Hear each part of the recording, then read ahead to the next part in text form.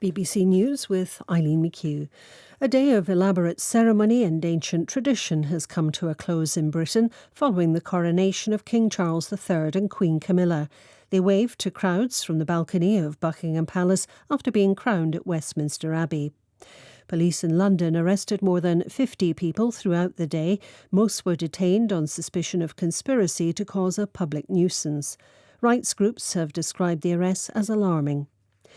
The UN's nuclear watchdog has described conditions around the Zaporizhzhia nuclear power plant in Ukraine as increasingly unpredictable and potentially dangerous. The head of the agency, Rafael Grossi, made the warning as Russian occupying forces began evacuating residents from the area.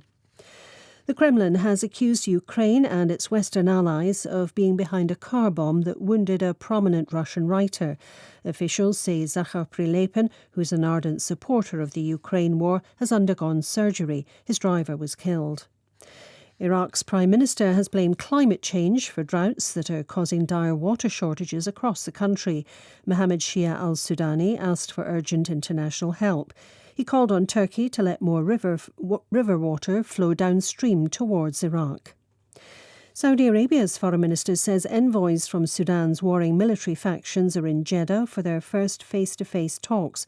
There's been no word on whether any meetings have taken place.